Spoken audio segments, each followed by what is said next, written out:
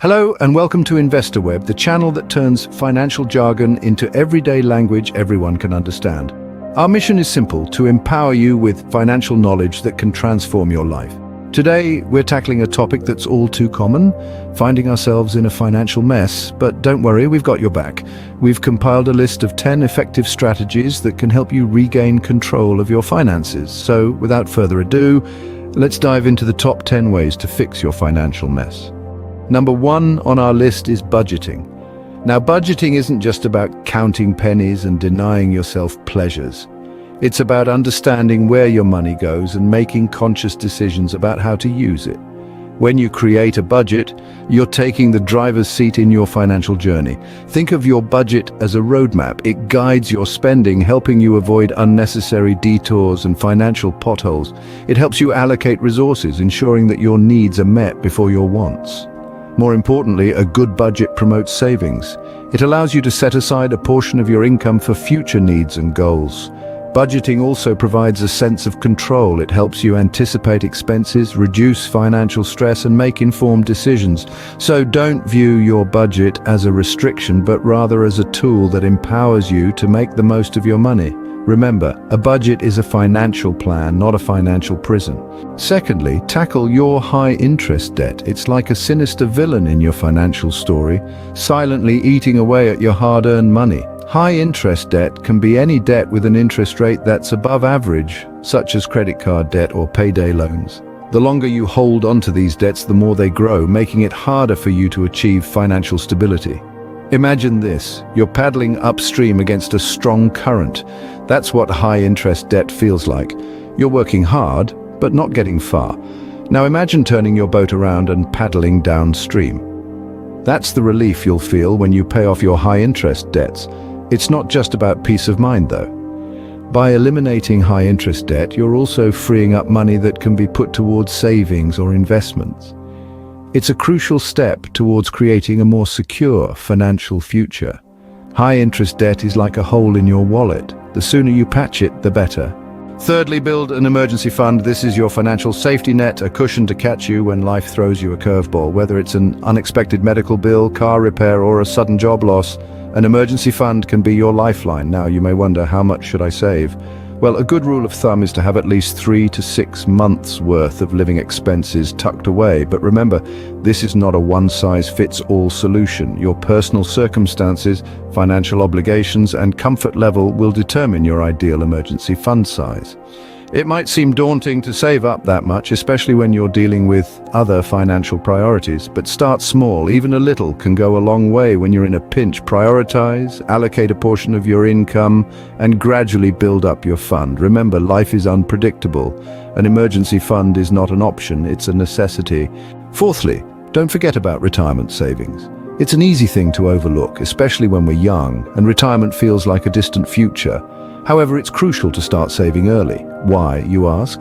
Because of the power of compound interest. It's like a snowball rolling down a hill, gathering more snow and growing larger over time. The earlier you start, the bigger your snowball gets. Think of it this way: if you start saving in your 20s, you might only need to put aside 10% of your income for retirement, but if you wait until your 40s, you might need to save nearly half your income to catch up. That's a huge difference. Moreover, many employers offer retirement savings plans like 401ks in the United States, where they match a percentage of your contributions. It's basically free money that you're leaving on the table if you don't take advantage of it. Remember, the sooner you start saving for retirement, the less you'll have to save. Fifthly, cut unnecessary expenses. In the world of finance, it's not just about how much you earn, but also how much you keep. If you're consistently spending more than you bring in, you're headed for a financial mess. So it's time to take a hard look at your outgoings. Start by printing out your last 3 months of bank statements. Highlight any expenses that aren't essential. These could be subscriptions to services you rarely use, or perhaps that daily takeaway coffee that quickly adds up. If it's not a necessity, it's a potential cut. Next, consider your larger expenses. Can you downgrade your car or move to a smaller home? These drastic measures might seem tough, but they can make a significant impact on your financial health. Finally, remember to be intentional with your spending. Make conscious decisions about where your money goes. rather than letting it slip through your fingers. Every penny saved is a penny earned. Sixthly, consider increasing your income. Now, this may sound like a no-brainer, but it's often overlooked. Your income is not just your 9-to-5 job. It's a broad spectrum that encompasses any money that you bring in. Have you thought about starting a side hustle? It could be anything from freelance work to selling homemade crafts.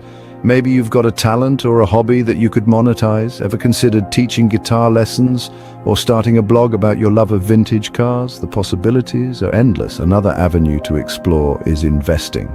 While it may seem daunting at first, investing in stocks, bonds, or real estate can provide an additional stream of income. And remember, it's not about making quick money, it's about long-term growth and stability. And let's not forget about negotiating a raise at your current job.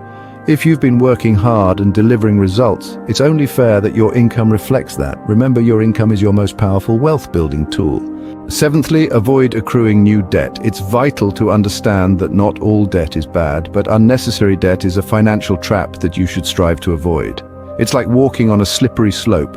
Once you start, it's hard to stop. One foolproof way to avoid unnecessary debt is to live within your means. This might sound like an old-fashioned idea, but it's still as relevant today as it was 100 years ago. It's about spending less than you earn, not more. Another strategy is to save for big purchases instead of relying on credit. This not only saves you from debt, but also teaches you the value of patience and planning. Additionally, consider using debit cards instead of credit cards for everyday expenses. This way, you're spending money you already have rather than borrowing and accruing more debt. Remember, every financial decision you make today will impact your future. Debt is like a chain. The less you have, the freer you are. Make freedom your financial goal. Scene script. Eighthly, invest in financial education. You see, understanding money, how it works, how it grows, and how it can slip through our fingers if we're not careful, is a crucial step in sorting out any financial mess. It's like learning the rules of the game before you play. You wouldn't step onto a football pitch without knowing which way to kick the ball, would you? Financial literacy isn't just about knowing the difference between a stock and a bond or understanding how interest rates affect your mortgage. It's about learning how to budget, how to save, how to invest, and how to plan for the future. It's about making informed decisions and understanding the consequences of those decisions. Whether it's reading books, attending workshops, listening to podcasts, or enrolling in online courses, there are countless ways to boost your financial knowledge. And remember, it's never too late to start learning. After all, knowledge is power, especially when it comes to finance. Ninthly, don't be afraid to seek professional help. There's a common misconception that financial advisors are only for the wealthy, but that's far from the truth. In fact, everyone, regardless of their financial situation, can benefit from professional advice. Imagine you're trying to navigate through a thick forest without a map. It's possible, but it's much easier if you have someone who knows the forest well to guide you. That's what a financial advisor does. They help you navigate through the complex world of finance. There are many instances when you might need to seek help from a financial advisor. Perhaps you're not sure how to plan for retirement, or maybe you're having trouble managing your debt. A financial advisor can provide you with a clear and effective plan to help you reach your financial goals. Remember, it's okay to ask for help. It doesn't mean you're incapable or weak. It means you're smart enough to know when you need a little guidance. Lastly, practice consistency and discipline. Like the steady rhythm of a ticking clock, these two principles are utterly crucial to maintaining financial health. It's not just about making the right choices once or twice, it's about making them time and time again, day in, day out. You see, consistency is what allows us to build habits, and habits are what shape our lives. Whether it's sticking to a budget, saving a small amount every month, or resisting the temptation of unnecessary expenses, being consistent makes these actions second nature. And then there's discipline. Discipline is what keeps us on track when we'd rather stray. It's what helps us say no to those shiny new gadgets or that too good to be true investment. Discipline is the guardrail that keeps us from veering off the path to financial health. So remember, in the grand scheme of your financial journey, every decision counts. Consistency and discipline are the keys to financial freedom. Sure. And there you have it. The top 10 ways to fix your financial mess. We've explored the importance of budgeting, paying off high-interest debt, establishing emergency funds, saving for retirement, cutting unnecessary expenses, finding ways to increase income, avoiding new debt, investing in financial education, seeking professional help, and the crucial role of consistency and discipline. Each step is a powerful tool to help you regain control of your finances. Remember to subscribe to InvestorWeb for more financial tips and advice. Thanks for watching.